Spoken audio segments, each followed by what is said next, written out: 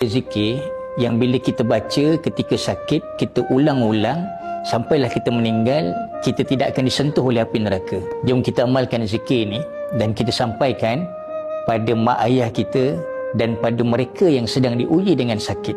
Yang pertama, la ilaha illallah wallahu akbar. Yang kedua, la ilaha illallah wahdahu la syarikalah. Yang ketiga, la ilaha illallah lahul mulku wa lahul hamdu. Dan yang keempat, la ilaha illallah wa la haula wa la quwata illa billahil aliyil azim.